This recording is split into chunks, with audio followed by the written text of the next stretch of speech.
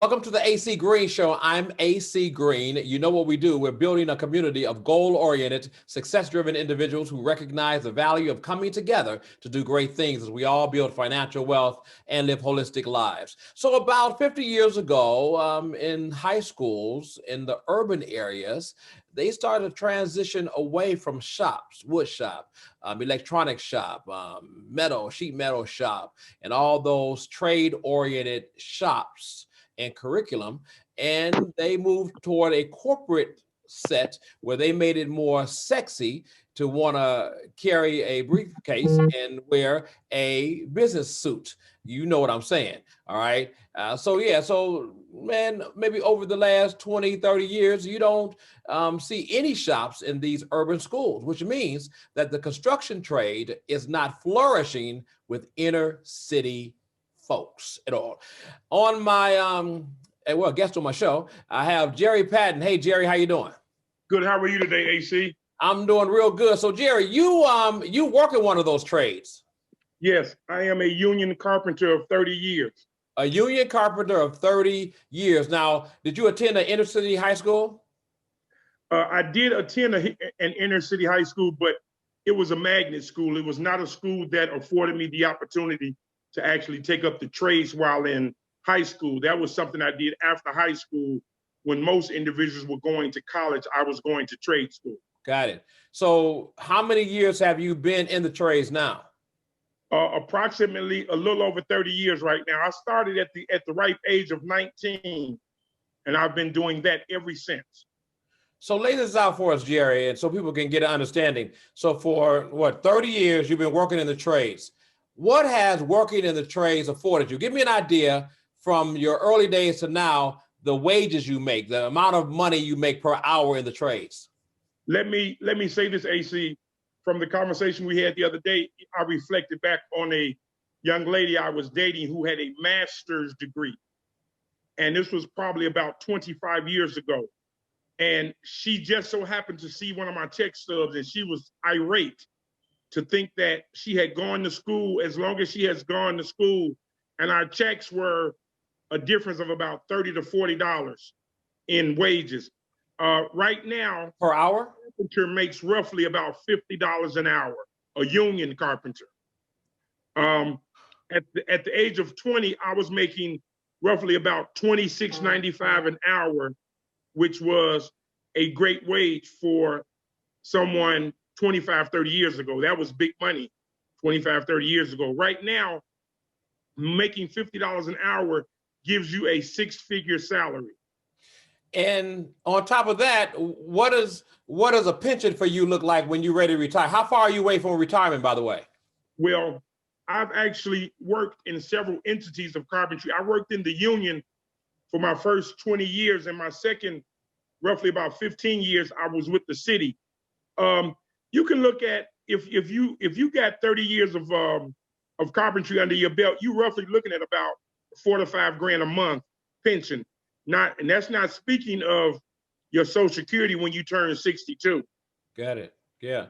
And then if you compare that to your 30 years to somebody who may have gone to college over the same period of time, like you said, the young lady you were dating at that time, going to college, when you run into people that started college at the same time you started in the trades, what is the comparable kind of lifestyle or income or retirement understanding? What is it like comparing the two?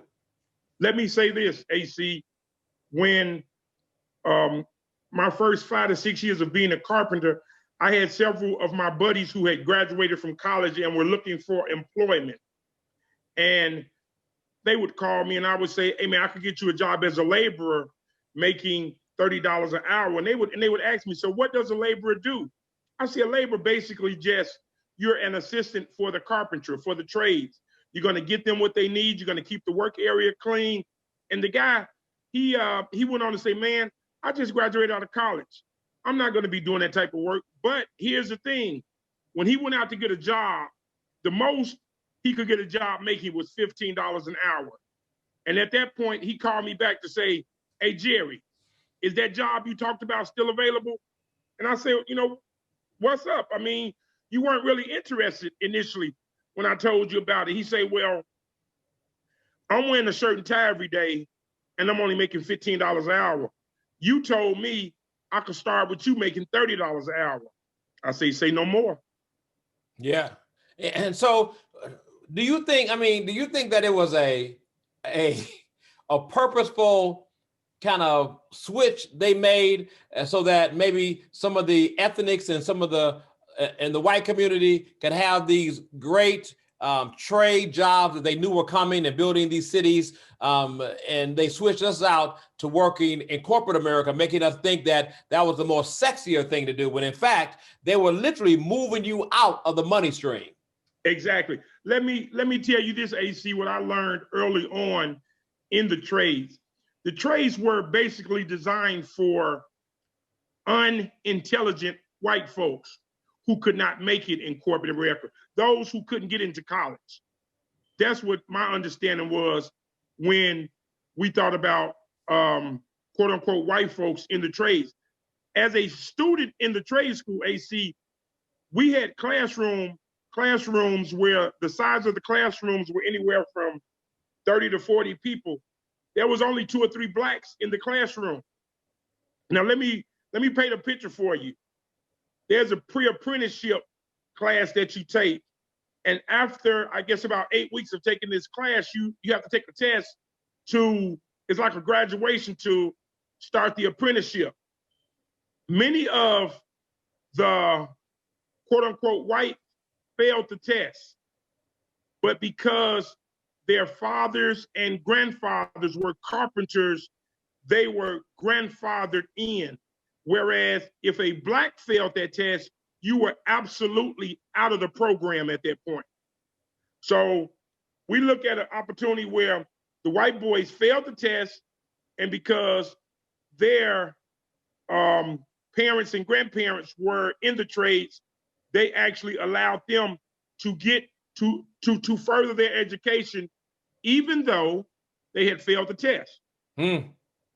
Yeah. And if you look at it right now, in most of these inner cities, think about it. You're talking about those who are not employed. You're talking about those who are unemployable.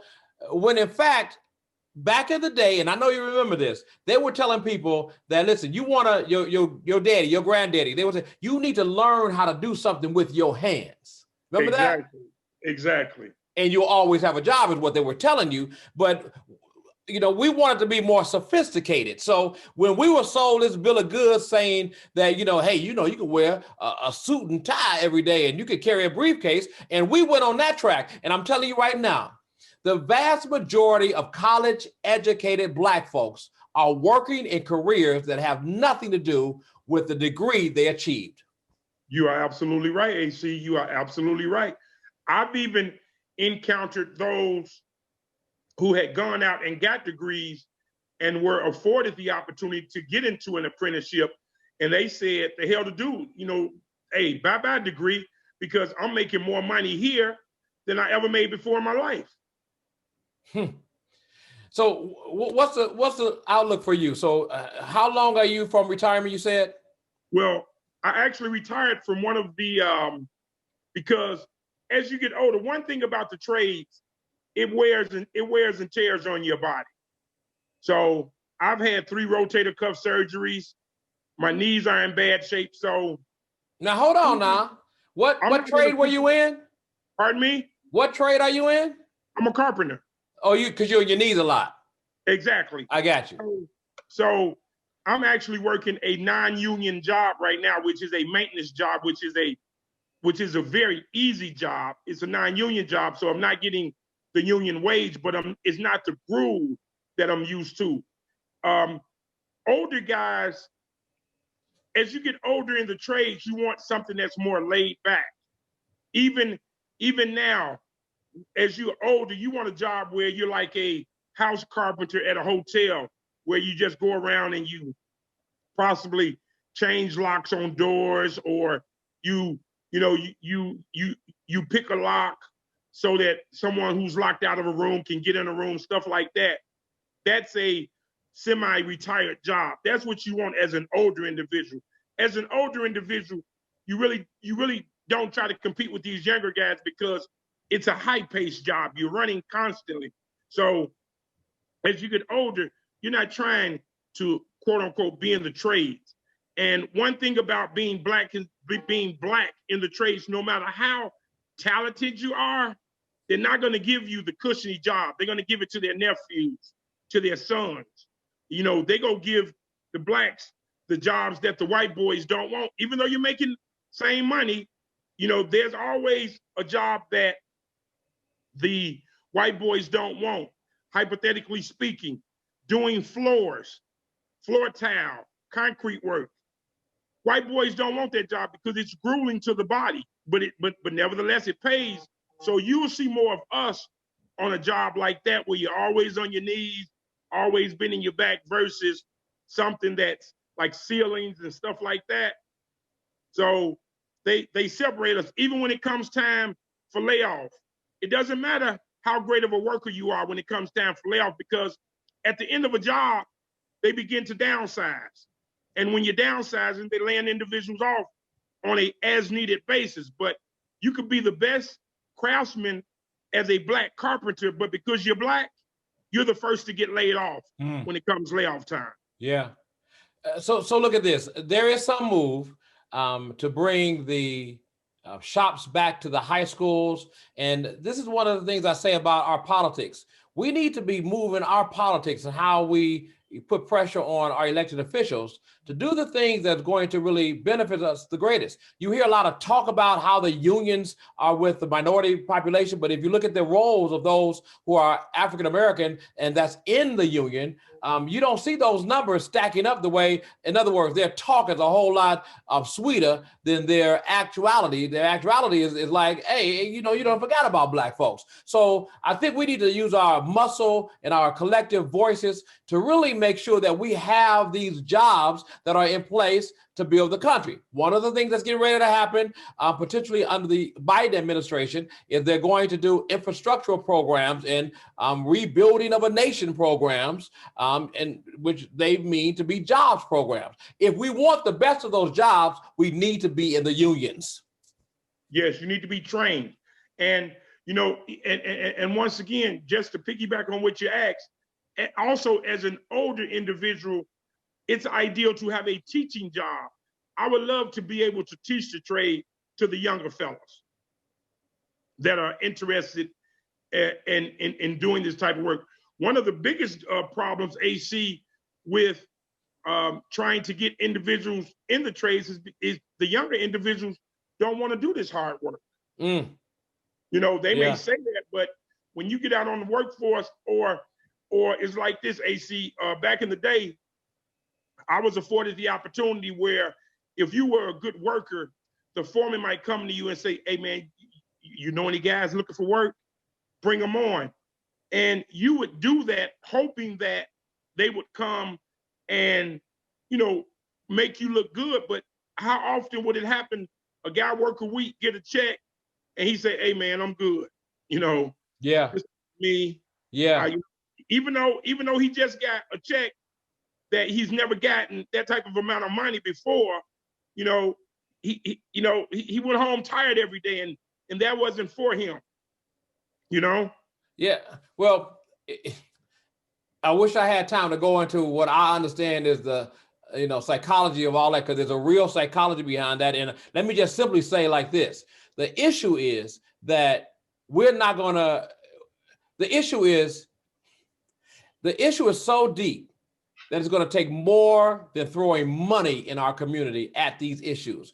We're going to have to go and retool psychologically our people, because what comes with disinvestment comes psychological issues, mental health issues, comes financial issues, and you know, it's food insecurity. And when I say food insecurity, I don't mean you can't get food. You're just not getting nutritious food. And it takes you nutritious food to feed your brain so that you are able to think and move and function like you ought to. So it's so many things that have happened. And then the biggest thing is this: the examples that they have not seen hasn't led to them being thoughtful about going to work hard for a purpose. The reason I believe that you were able to work hard for 30 years because there was an example in your mind of somebody who did that.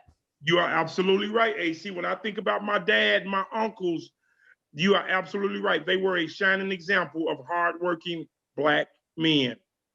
Yeah. Hey, listen, Jerry, I appreciate you being on the show with me today. I really do. And I appreciate the opportunity, AC, anytime.